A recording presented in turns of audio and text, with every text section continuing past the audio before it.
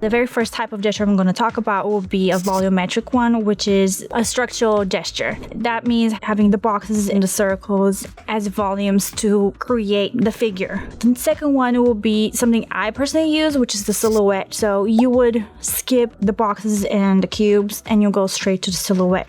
The third method is gesture with light and shadow only, so you skip lines altogether. And the last method for approaching a gesture will be a combination of all of them. For each one, I will show using a different material because I think also materials play a huge role in creating your style. So the first one I'll start will be the volumetric one. This is not how I approach gesture, but I wanted to show you that it does play a part in determining the final look of a drawing, which again is part of style. Style is all about choices. So what you include or exclude or how you approach a drawing, it really dictates your style. So the more you draw, the more you develop your shorthand, and your visual language and your shorthand is your style. So for this one, I will begin with having construction. So here I'm just planning ahead. And I think the power of this type of gesture is the fact that you can plan really well, especially if you have very complicated scene with either a lot of characters or difficult perspective that you really need to nail. So any planning ahead helps with making sure that things are in the right place before you start adding all the complexity and details that can definitely mess up something if you didn't plan ahead. So once you have this kind of a structure, you would start building your actual drawing on top of that. And what I want to emphasize here is you're not bound to one drawing. There's no need to worry if a drawing doesn't feel perfect, to like stress about it, because it can be redrawn infinitely. I mean, there's so many artists that paint and repaint a single part of their piece until it feels right, and you're like, this was great like 10 attempts ago. I don't know what you're seeing that I'm not seeing.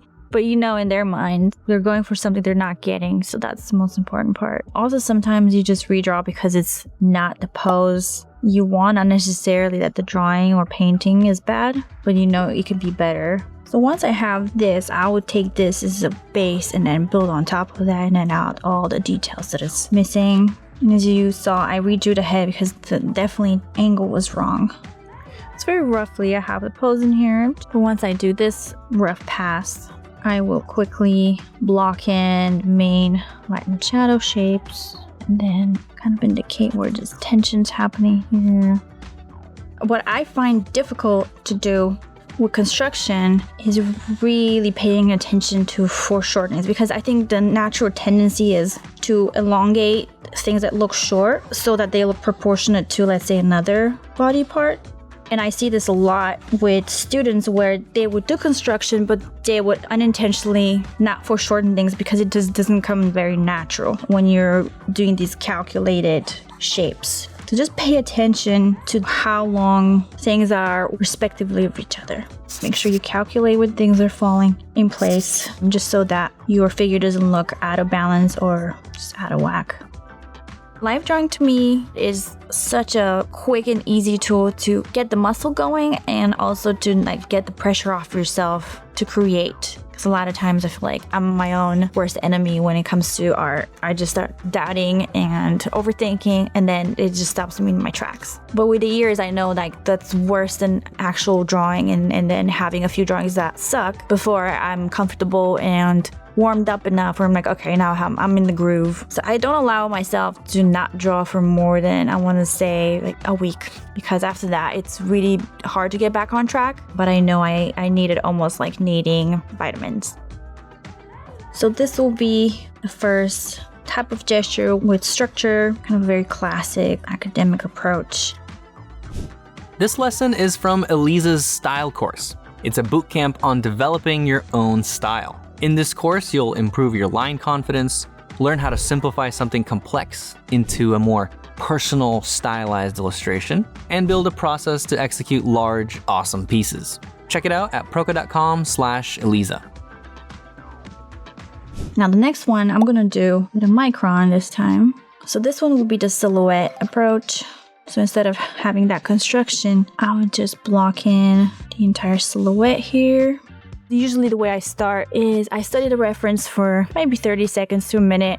And if there's an area that I like, that's where I begin first. It could be the hand, it could be the foot, it could be the back, torso, head. It really depends. In this case, I do like the head and hand pose. So I'll position that first and then I'll build everything around that. Now, keep in mind when you do something like that, you kind of have to think ahead a little bit about proportions. So I can't do the head too big. And this just comes with practice. I'm used to this method, so I roughly know how big the whole pose is going to be even with just a few lines.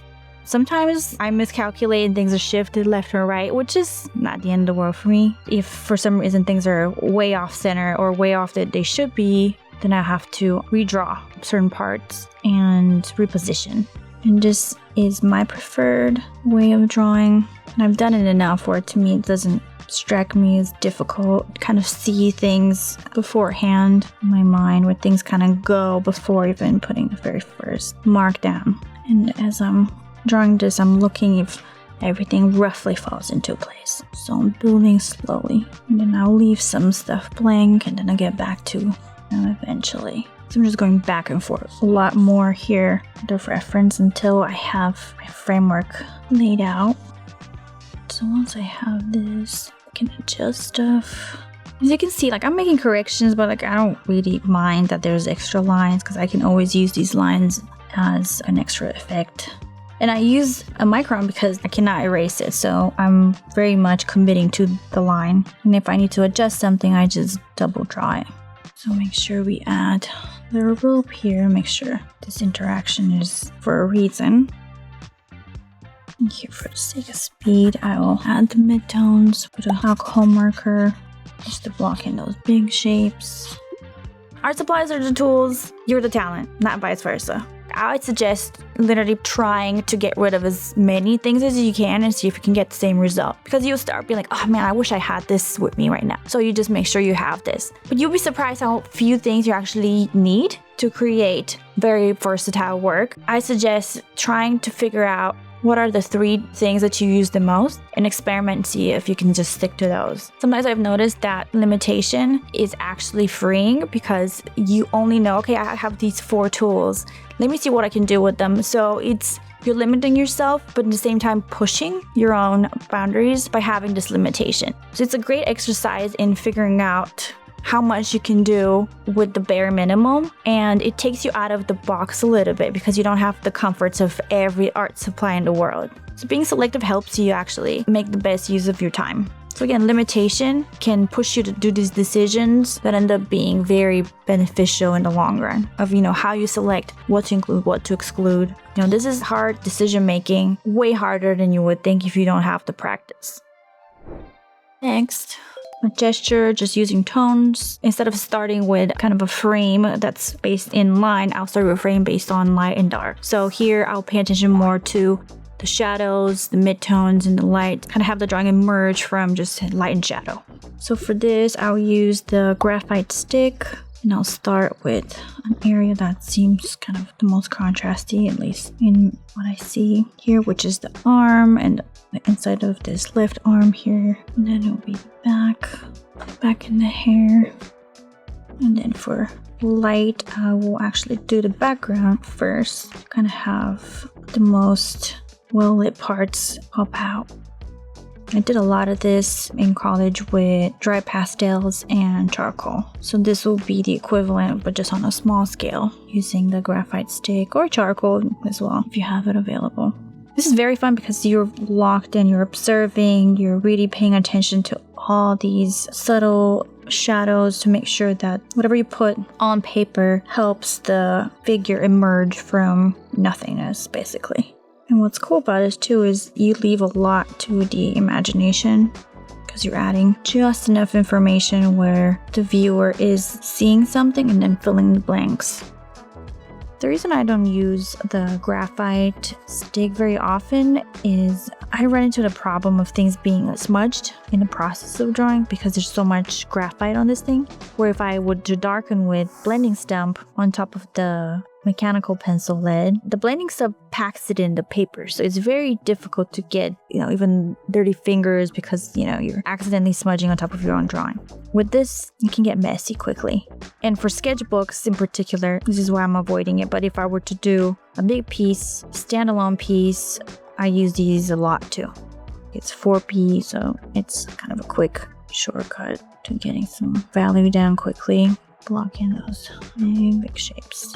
I'm gonna define a few things here, but other than that, I'm happy with this. I think it communicates what it's supposed to, which is 2 light sources, a figure sitting and interacting with the surface. I'm also learning a lot about how light bounces off this back anatomy.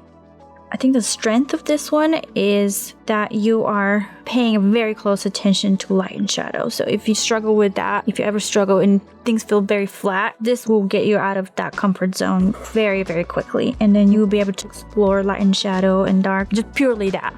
Just purely light and shadow and dark. It takes a little bit of pressure off of, getting the structure there and getting the pose right. You're more focused on the light sources and also creating anatomy out of light and dark shapes. It's just another exercise and training your brain to think differently about gesture. So if you feel stuck, this would be a great way to get a new way of drawing that will, I think, get your creative juices flowing again.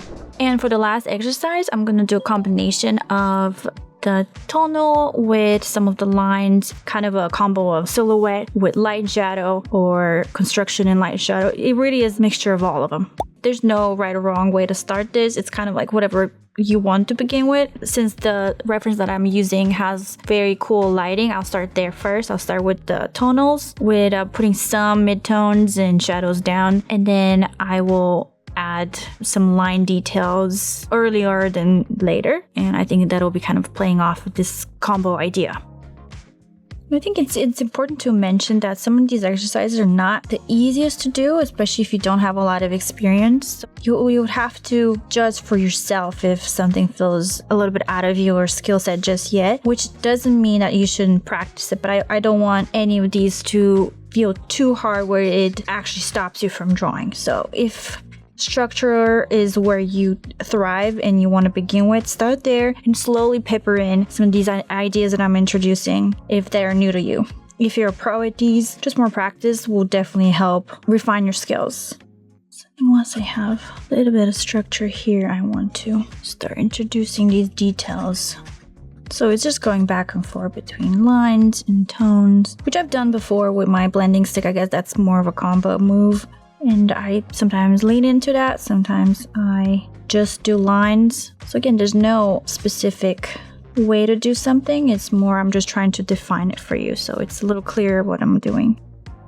In the previous videos, we talked about line confidence. That definitely plays a part in creating a style, because once you know what you're doing, you'll be able to take what you have and start breaking those rules, start experimenting more, start being playful with your ideas and just trying stuff.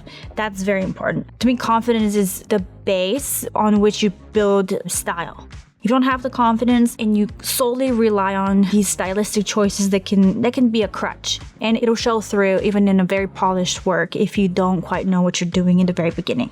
My advice here would be, if this is too much, I would start with one, get used to that. Get used to either structure or silhouette. Just try it, see if it's for you. If it's something that interests you, try to get a good grip of it before you move on to another one, just so that you don't get overwhelmed. But again, this is just many ways you can approach a drawing, and as you can tell, even with changing a little bit of both the approach and the medium, you get vastly different results. And if something appeals to you, you can definitely lean into that, and that can become your style. What I wanted to tackle with this course is to talk about style and how to dissect it and how to come up with your style. You develop a style just the way you would speak. It's your voice. It's like a visual voice. There's a method to developing your shorthand and your visual language. Explore, experiment. You try new techniques that either speed up your process or make things more fun and more interesting.